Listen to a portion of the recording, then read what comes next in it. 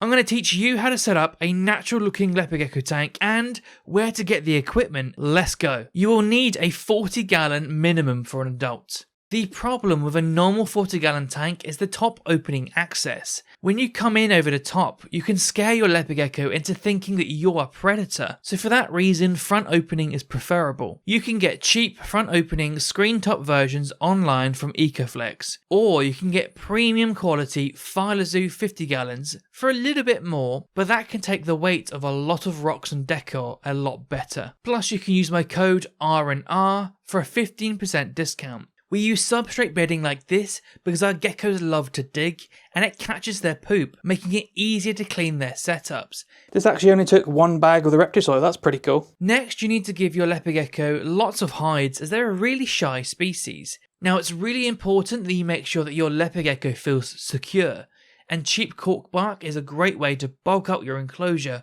while still keeping it lightweight.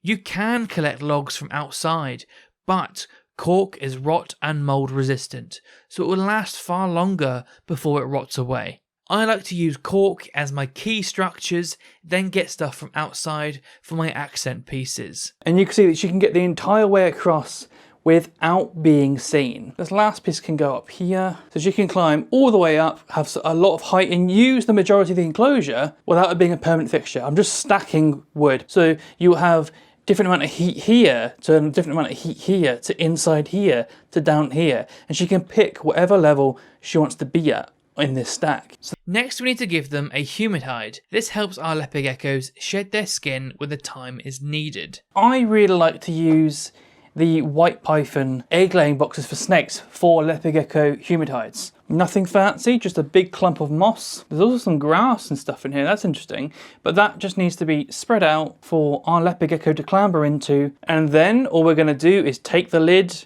and slide it on over to make a little burrow right back there. I'm also going to take a plant that my snake was beating up and put it back there. So now we've got a nice bright plant at the back of our enclosure. It looks like it's growing out of a background. I'm going to take something like an aloe vera and I'm just going to literally shove it down into some gaps. So I'm just chuck some soil over the roots.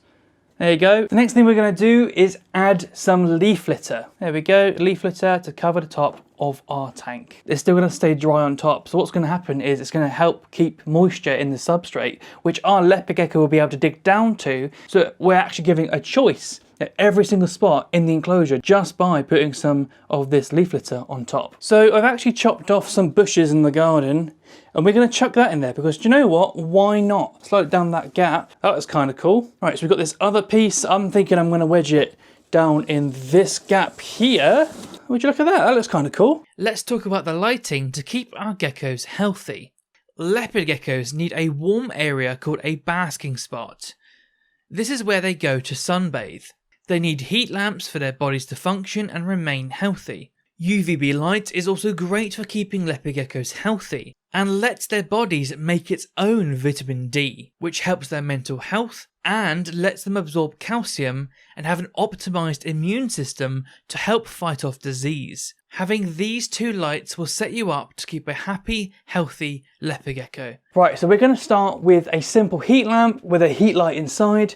We're going to put that directly over our basking spot. There we go, basking spot. The next thing we're going to be doing is placing a UV over the gap so that the leopard gecko is going to have UV if it climbs up on top of the log. For your lighting setup, I'd recommend a ZoomEd 5.0 or the Shade Dweller for UVB. Then for heating, we can go for a 50 watt Exoterra Intense heat bulb in a cheap clamp lamp like the Fluker's one. And you can find that all linked down below. So you can see that basking spot is lit up for them to bask in. So in the end, we've got a really nice, elaborate, naturalistic and cheap enclosure for our leopard gecko. The only thing to do now is place our leopard gecko in the enclosure.